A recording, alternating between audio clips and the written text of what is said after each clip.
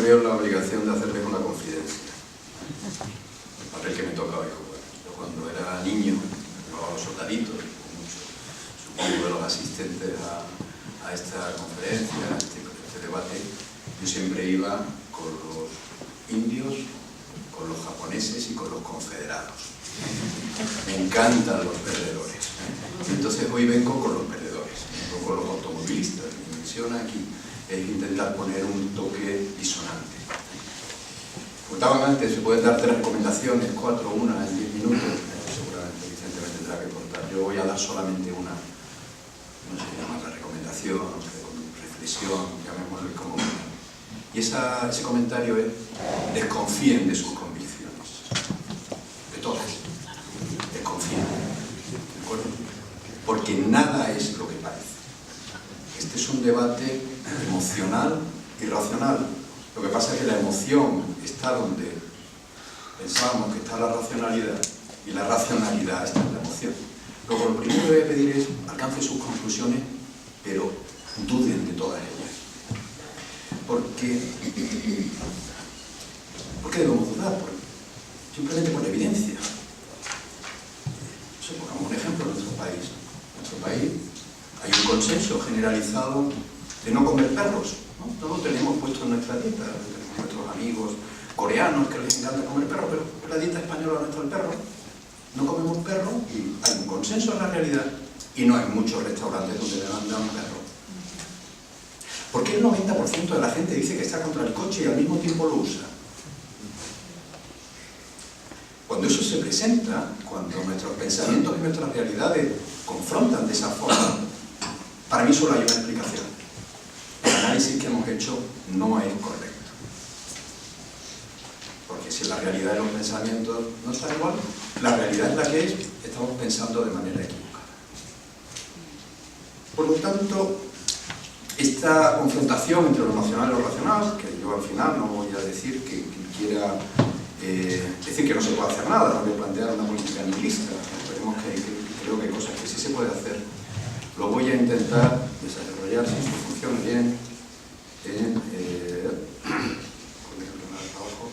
6 ideas.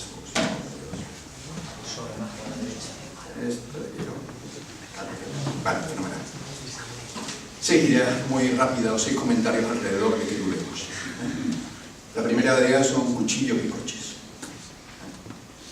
Miren, los cuchillos y los coches son 2 elementos que tienen un cierto paralelismo.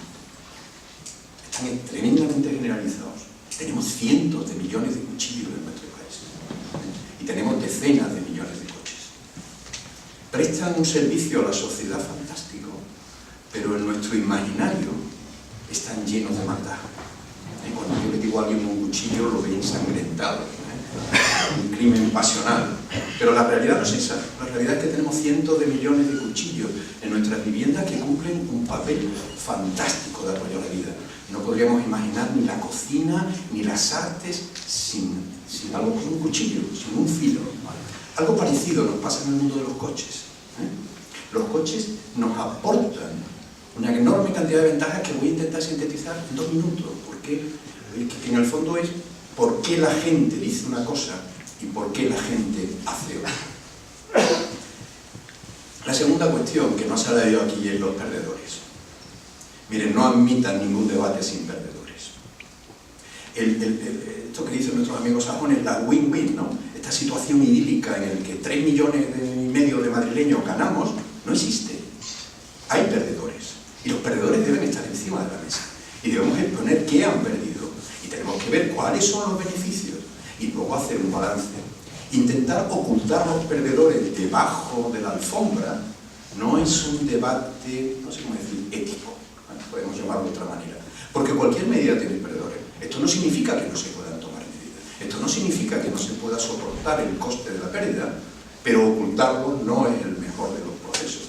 Y por lo tanto tenemos que estar pensando en ese elemento de los perdedores permanentemente que nos sale en el debate. Porque miren, si no hay perdedores, es que somos pretenciosos desde el punto de vista intelectual. Ha habido millones de técnicos de todo tipo, arquitectos, ingenieros, aunque se llamaran de otra forma, que han estado trabajando en las ciudades, que han estado trabajando en el mundo, y resulta que han sido tan estúpidos que no han encontrado una solución magistral como la rueda que beneficia a todos.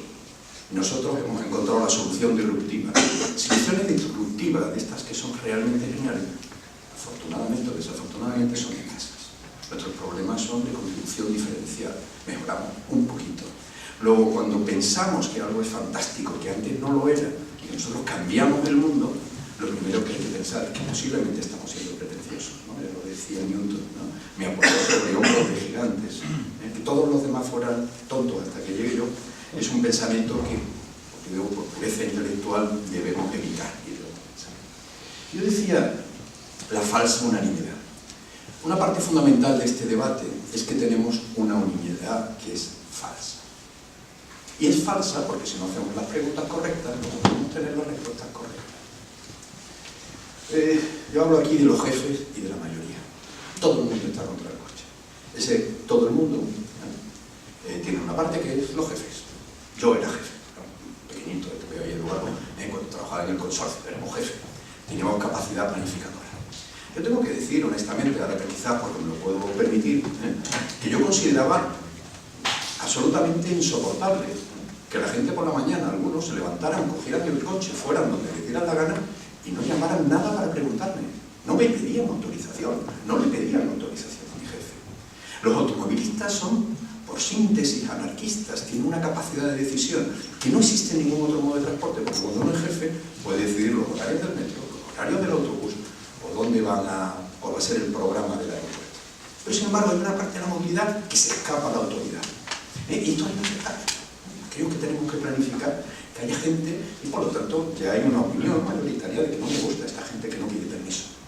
Por lo tanto, son sospechosos. Pero luego tenemos la mayoría, porque solamente los jefes estuvieran en contra, me digo, para los automovilistas. Es que la mayoría está en contra de la ley. Claro. Cuando preguntamos por qué la mayoría está en contra, simplemente porque no le preguntamos correctamente. Mire, tenía aquí una encuesta del RACE, hay muchísimas, que se le pregunta a los automovilistas españoles que se puntúen en una escala decimal de 0 a 10, que qué tal conducen. Cuando le preguntamos a los españoles que qué tal se valoran, el 91% de los españoles se otorgan una nota entre 7 y 10. 91%. Pero sin embargo, esos mismos españoles, cuando les preguntamos que cómo valoran al resto de conductores, solamente dan una nota de 7 a 10 al 28%. Hay 63 puntos de diferencia. Cuando nosotros decimos que estamos contra el coche, es que hemos leído mal la pregunta. Estamos contra tu coche. Es tu coche. Realmente lo que tenemos en la ciudad es una dialéctica, un debate profundo, básicamente por el espacio. Porque estoy totalmente de acuerdo que las guerras que tienen que ver con el clima, con las emisiones, son guerras secundarias. Este debate no va a cambiar cuando tengamos coches eléctricos. No podremos decir que contaminan, vale, da igual, ya me inventaré otra cuestión, o lo que no contamina, por lo menos en la ciudad. Porque el debate es un debate básicamente de lucha por el espacio. Y ese debate de lucha por el espacio, que tiene uso alternativo, es lo que genera una estructura. Entonces, cuando decimos tenemos unanimidad, sí, contra el tuyo. Porque mi movilidad es necesaria, hay una racionalidad, pero no estoy de acuerdo con esto. Y eso genera una unanimidad, como digo, extraordinariamente peligrosa. Esto es una unanimidad para cuando alguien quiere odiar algo. Las personas odian personas, aunque se puede hacer, pero no es el sentimiento más natural. El odio necesita de un proceso previo de cosificación. Yo ponía aquí, ahora retrocedo. Bueno, esto era lo pongo aquí. Cuando el título del debate, ¿caben más coches en Madrid?, es un título de la revista Carretera del año 64, y este es del 84 de capacidad. Y el título no era una pregunta. Decían, no caben más coches en Madrid, ni qué decir tiene que quizás no acertaron en el año 64 si no cabían más coches en Madrid. Pero decía, los títulos no son inocentes. Cuando en mis clases yo digo que no hay ninguna palabra en transporte que sea inocente, porque todo se controla a través de las palabras. El título del debate no es inocente. ¿Cuántos coches caben en el centro? Miren, los coches no existen. Es un secreto, no se lo digan a nadie. Lo único que tenemos son personas con necesidades. Personas que dicen, no llego a la oficina, pierdo el tren, cierran el supermercado, no llego a la reunión. Cuando nosotros estamos hablando de coches, estamos hablando de personas que tienen necesidades que han intentado solventar de la mejor forma posible, y que tienen una racionalidad aunque nosotros no la entendamos. Y por lo tanto, no acabamos con los coches, acabamos con esas personas. Bueno, y dicen, pero no pasa nada, porque yo le puedo quitar el coche, entonces ya haré funcionar de bicicleta o cualquier otra cosa. Y ahí vamos a la hora de tomar decisiones, en realidad, los votos. Mire, aquí, cuando hablamos de votar o decidir o de participar, hay 3 o 4 cuestiones que llevaría mucho tiempo discutir, pero que no puedo solamente apuntarlas, ¿no? La primera es el perímetro de decisión. Es la pregunta más compleja de todas. ¿Quién decide lo de la Gran Vía? ¿Quién decide? ¿Los vecinos de la Gran Vía? ¿Los ribereños? ¿Los habitantes de Madrid? ¿La metrópoli de Madrid? ¿Para quién hacemos los teatros de la Gran Vía? ¿Para que vayan los vecinos del barrio? ¿O están hechos para que venga la metrópoli o para que venga la gente incluso de otras partes de España a ver el teatro? ¿Quién es el elemento de decisión? Cuando decimos que preparamos Madrid para los restos del Brexit, vamos a preguntar a los ingleses cómo tiene que ser Madrid. ¿Dónde está el elemento de contorno? No lo sé. Pero evidentemente en función de cuál sea el perímetro que definimos, las cuestiones van a ser distintas. Después el compromiso. Bueno, me dicen ahora que en el Meco voy a hacer una zona de bicicleta invertida de votos a favor, porque el compromiso de ese voto no significa absolutamente nada en mi vida, o yo entiendo que no hay nada, con lo cual las preguntas también tienen que ser en relación con la implicación que tiene el compromiso. Si tuviéramos una medida de movilidad fantástica que siguiera el sacrificio de un ser humano en el centro de Madrid, puede ser que la envolvente sea fantástica, pero sea inadmisible porque no vamos a sacrificar a nadie. Entonces la cuestión de cómo gestionamos el compromiso, que es importante o no, daría para solamente eso. Y luego, algo muy importante, para mí fundamental, que vivimos en Madrid, que ya se ha votado. Los usuarios tienen, los ciudadanos tienen al menos 2 votos. 2 votos. El voto con V, que hacen con las manos, y se supone después de un proceso de reflexión, por el cual eligen a sus representantes, o eligen cualquier cosa que sus representantes le pongan. Y luego el voto con V, el voto de me voy. Me voy. Esto significa que cuando nosotros nos equivocamos en la ciudad, hombre, no sé si nos van a hacer alguna manifestación, ¿vale? No sé si nos van a hacer una manifestación, pero la ciudad se va. Y la zona centro pierde una parte sustancial de su población, que por cierto no hay protestas, porque no creo que nadie esté protestando en Alcobendas y en la zona, porque Telefónica se haya llevado 25.000 empleos allí, porque aquí esto es un juego donde hay otros que están encantados. En el fondo descubrimos algo que no todos los responsables políticos entienden, y es que estamos en un país competitivo y en un sistema competitivo, y que mis errores pueden ser aprovechados por otros para tener una ventaja, y que por lo tanto no hay ningún problema en dinamitar el centro, si no pasa nada, otros estarán contentos, se llevará lo que hay. Por lo tanto, el voto y votar, el otro votar, tenemos que vigilarlo muy atentamente, porque podemos hablar de que básicamente solamente nos apoyan los que ya nos apoyaban, y los que no nos apoyaban se han ido. El quinto punto, y voy llegando al final, es la racionalidad. Tengo que decir una palabra sobre la racionalidad. Miren, la gente es racional. Estamos en una sociedad amoral, en el sentido amoral que somos incapaces de tomar decisiones en el campo moral. En prácticamente todo, ¿no? Una pareja de lo que queramos. Si alguien dijera que a mí no me parece bien esto, no sé, incluso la zoofilia, si alguien se atreve a esto, puede ser criticado por tomar apreciaciones de tipo moral. Pero eso no se aplica al coche, no se aplica a la movilidad. En la movilidad sí tomamos todo tipo de decisiones morales. Esto es hipermovilidad, esto es... Porque ahí nos sentimos confortables, cosas que no haríamos en temas que son como muchísimo más relevantes. Y en el fondo hay una racionalidad enorme debajo del conductor. La mayoría de las decisiones, ¿como cuánto es razonable? Pues tan razonable como que le permitimos a la gente casarse, le permitimos tener hijos, le permitimos comprarse una casa, pero no le permitimos que decida su movilidad. Ahí digo yo que hay 3 cosas fundamentales que no puedo desglosar. Uno es cuando crece la ciudad. ¿Y por qué crece la ciudad? Porque las ciudades grandes generan oportunidades que dan riqueza, y las 2 zonas más importantes y más ricas de Europa son la City de Londres y de Francia, el centro de París, porque son 11 millones de habitantes, generan unas oportunidades impresionantes. Pues cuando crece nuestro radio con un parámetro alfa, las dificultades del transporte público crecen en un alfa al cubo por la cuarta. Esto significa que si el radio de mi ciudad crece un 20%, las dificultades, necesito duplicar el transporte público para mantener el nivel de de servicio. Y esto al final nos lleva a un coche por persona, que es una situación económicamente insostenible. En determinados casos, en lugar de alfa a la cuarta es alfa al cubo, pero en cualquier caso estamos hablando de cifras muy brutales. Evitar una ciudad grande es muy difícil, hacerla eficiente es extraordinariamente complejo. El segundo elemento es la familia. ¿De qué estamos hablando? Esta agenda que vemos aquí en el atasco que veíamos antes, ¿de qué está hablando? Miren, en Madrid, que es una de las mejores ciudades de toda Europa, la diferencia que hay entre moverse en coche, para la gente que se mueve en coche y la gente que se mueve en transporte público, en el viaje principal del día, son 25 minutos. Es el gap más pequeño que tenemos en las principales ciudades de Europa. Olé por el transporte público de Madrid. 25 minutos.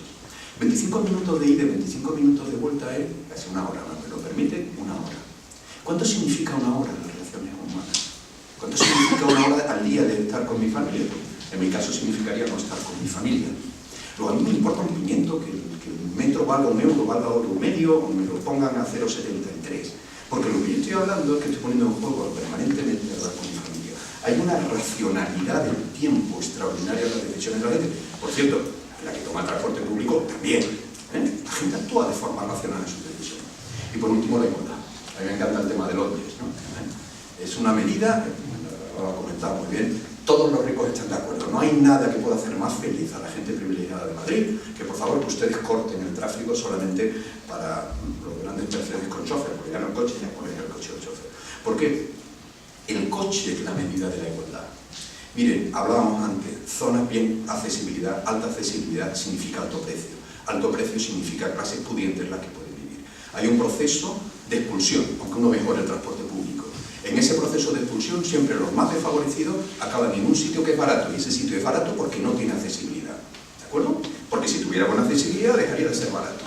Cuando uno vive en ese entorno con dificultades, la única posibilidad que tiene de encontrar empleo, de mejorar sus condiciones de vida, es tener el igualador universal. Y ese igualador en nuestra sociedad es un coche, porque me permite en una hora tener muchas posibilidades de empleo.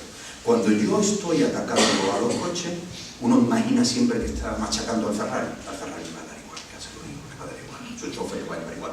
Lo que estamos haciendo es descastigando a los más pobres. Hay muchos estudios a ese respecto y hay que ser muy conscientes. Son tan conscientes que por eso no se hace. Y la última cuestión, no soy nihilista. ¿Esto significa que hay que dejar el caos? No. Lo que pasa es que la actuación tiene que ser sutil. Es como la cocina. Entre un buen cocinero y un mal cocinero a veces la diferencia no son los ingredientes. La diferencia es el arte. Pues entre una ciudad bien hecha y una ciudad bien hecha, no tenemos que pensar en actuaciones icónicas, simplemente tenemos que hacer las cosas bien. Muchas gracias.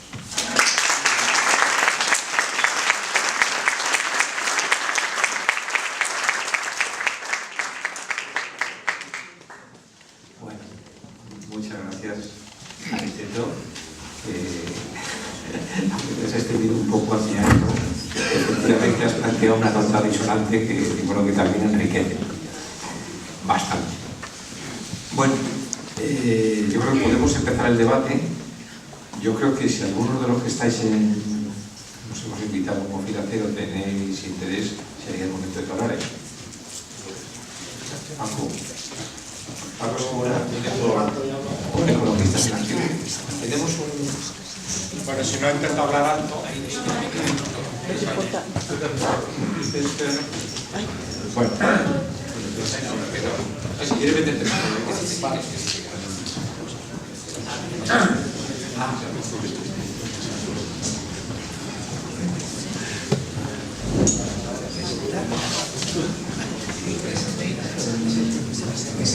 Bueno, soy Paco Segura de Ecologistas en Acción, que hemos trabajado, por ejemplo, bastantes temas de calidad del aire y me quería referir a eso, y además es que yo creo que contradice esta cuestión algunas de las racionalidades que nos ha planteado el último ponente. Quiero decir que el asunto sería razonable si habláramos de una actividad inocua, pero no es el caso. Quiero decir que provoca muchos problemas, por ejemplo, de calidad del aire, de ruido, de pérdida de habitabilidad, y eso hay que tenerlo en cuenta. Es verdad que a lo mejor nos ahorramos 25 minutos por ir en coche a hacer un trayecto, pero también es cierto que perdemos más de 2 años de esperanza de vida por vivir en Madrid y respirar el aire que contaminan en su mayor parte estos coches. Esos son datos de la Organización Mundial de la Salud, no me los estoy inventando. Hace 2 semanas nos llegó un dictamen motivado de la Comisión Europea, es decir, la última advertencia antes de meternos en un proceso judicial por incumplir las directivas de calidad del aire. Las incumplíamos por el dióxido de nitrógeno, que es el contaminante que ha provocado los protocolos estos contra los episodios de alta contaminación y tal. Madrid lo lleva incumpliendo sistemáticamente desde que se inició, desde que se tienen los actuales límites que empezaron en 2010. Todos y cada uno de los años se ha incumplido. Hay 6 zonas en España que los incumplen de forma sistemática, pero Madrid es con diferencia la peor. Primero porque es donde más gente vive, donde más altos niveles se alcanzan y donde menos se ha estado haciendo para evitarla, ¿no? Bueno, pues eso es una cuestión. Ese contaminante prácticamente en un 80 y tantos % sale de los tubos de escape de los coches, o sea que es algo claramente achacable al tráfico. Los datos dicen que 4.280 personas fallecen cada año prematuramente solo por este contaminante. Nuevamente es un dato de la Agencia Europea del Medio Ambiente, el último que dieron en diciembre del año pasado. 4.280 solo por este contaminante, 3 veces más que por accidente de tráfico. O sea, es algo como para tenerlo en cuenta e incluirlo en la racionalidad. Y luego está el asunto de la racionalidad de las personas que dicen, bueno, pues me voy a comprar un coche más moderno que seguro que contamina menos y bueno, pues siendo consciente de esto, echo una mano y ayuda a esto. Bueno, pues resulta que nos encontramos con el fraude de Volkswagen, que precisamente tiene que ver con este contaminante. Es el contaminante que están falseando, el dióxido de nitrógeno, y paradójicamente Volkswagen es el fabricante que menos falseaba y que menos excedía los límites máximos. Hay estudios del año pasado que demuestran que casi todos los fabricantes están entre multiplicar por 2 el límite máximo que permitía la legislación hasta por 15. Volkswagen es de los que multiplicaba por 2, Fiat y otros hasta por 15 el límite máximo. Bueno, pues eso tiene bastante poca racionalidad el que alguien se cambie de coche, se compre uno en 2015 o 2016 y resulta que es bastante más contaminante que uno de hace 10 años, ¿no? Esa es un poco la cuestión que tenemos. O sea que aquí hay bastante responsabilidad repartidas y una de ellas claramente la de los fabricantes de coches.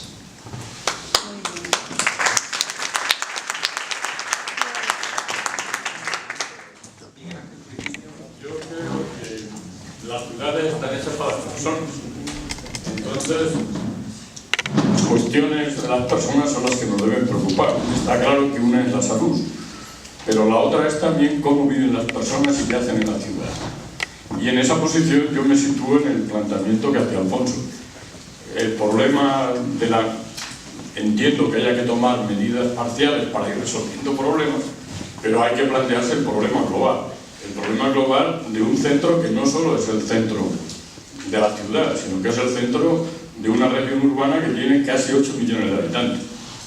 Y, lógicamente, caben más personas que las que hay. Y hay una parte importante que se han ido. Madrid tenía en los 70 casi 300.000 habitantes en el centro. Ahora, por los datos que daba Alfonso, no llega a los 150.000. Evidentemente, para que este sea un espacio equilibrado, no le queda más remedio que una estrategia, digamos, inteligente de multifuncionalidad. Y en ese equilibrio los residentes pues, son fundamentales. En un momento determinado, en los años 80, en Madrid se hizo un esfuerzo importante en los programas de rehabilitación, se consiguió mantener una cierta población y a partir de un determinado momento eso se ha olvidado.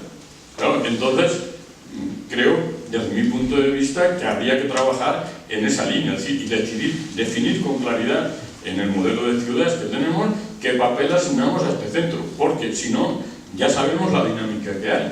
Y se ha señalado aquí por varios de los ponentes, se generan unas condiciones, se valorizan los espacios. El propio Carlos señalaba que había comparado, yo lo comparto totalmente, los 2 tramos de la calle Fuencarral. Y es evidente que un tramo ha expulsado a todos los residentes de allí. Lo que ha hecho ha sido un centro comercial más. Y está visto además que los conflictos en determinados momentos de desbordamiento de la capacidad de acogida para los residentes de los espacios urbanos está en buena medida porque, por ejemplo, en la Gran Vía no hay ningún tipo de control de usos. Si en lugar de un primar hay 10, pues seguramente que ya, lo que decía Elvira Lindo en su columna del País, que es que ya los madrileños vamos a dejar de ir, que es lo que está pasando en otras ciudades. Entonces, evidentemente, yo creo que hay que abordar por razones de salud y con rapidez los problemas de movilidad, pero hay que situárselo en un contexto más general de la ciudad y fundamentalmente del centro. Hola, buenas tardes. Mi nombre es Rubén Casado, soy miembro del equipo de coordinación del OMUS, del Observatorio de la Movilidad Urbana Sostenible de Madrid. En primer lugar, daros las gracias a Vicente y al resto de los urbanos por habernos invitado. Nosotros no tenemos, digamos, una respuesta a cuántos coches sobran en Madrid ahora mismo, cuántos caben y demás, pero sí que tenemos claro que si alguna vez el ámbito del coche en la ciudad de Madrid ha sido lo que es la propia ciudad, lo que es en la actualidad, ahora mismo parece que se encuentra claramente fuera de este ámbito. Nosotros creemos en la priorización de los medios de transporte, apostamos por una movilidad evidentemente sostenible, pero que sea marcada preferentemente por los medios no motorizados, por caminar, por la bicicleta, después por el transporte público, digamos que sería la siguiente prioridad a la que tenemos que dar, y todos los medios que se salgan un poco de esta esfera creemos que deben ir supeditados al buen funcionamiento de los medios anteriores, o sea, el coche, la motocicleta, todo medio que se salga de los medios no motorizados y el transporte público deberían supeditarse al buen funcionamiento y a la prioridad de estos. En este sentido, nos gusta resaltar que el coche en sí no es nada malo, no es un elemento que de por sí sea malo, sino el uso que hacemos de él. El uso del coche en las ciudades, vamos a ponernos en el caso de Madrid, ha sido durante muchos años francamente irresponsable. Ha salido aquí el tema de la decisión personal y demás. Aquí ha habido mucha gente, y todavía lo sigue siendo, que yo creo que es algo que todos nosotros hemos en alguna ocasión. A mí no me importa tirarme más tiempo en el atasco porque yo voy calentito, yo voy oyendo mi radio, yo voy con mi aire acondicionado en verano y demás. A mí no me importa no estar haciendo otra actividad, no me gusta leer, no me gusta ver el paisaje, con lo cual no me importa pasar el tiempo en mi coche y no hacer un transporte público o en otros medios. Esto no tendría nada de malo si el coche no fuese un elemento que interacciona con el resto de actores en la ciudad.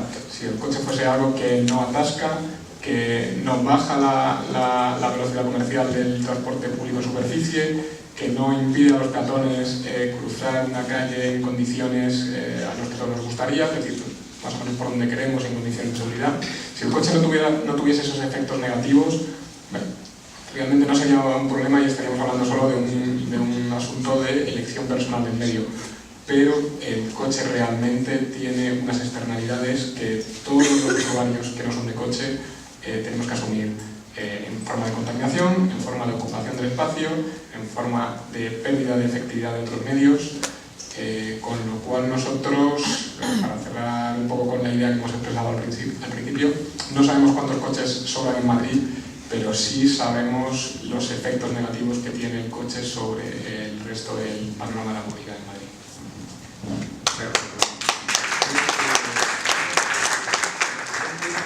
Vamos a dar otra vez voz a los ponentes para que se contesten un poco entre ellos si tienen algo que decir y para que contesten estas intervenciones y luego continuamos dando la palabra.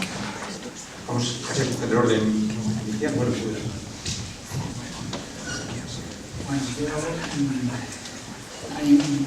cogiendo un poco lo que ha dicho Paco Segura, está claro de que las cuentas de la contaminación no salen. Y no solo no salen después del último error de decir de hace 2 semanas, sino que es algo que tenía claro. Y Madrid no está haciendo nada distinto de lo que están haciendo otras grandes áreas metropolitanas. Y si echas las cuentas de la contaminación, no tienes más remedio que ir aplicando medidas desde el área metropolitana, desde el exterior hasta el centro de la ciudad, las que sean más efectivas para bajar la cuenta de la movilidad motorizada. ¿Y cómo? Pues creo que más o menos lo habéis citado y bueno, pues se ha ido desgranando.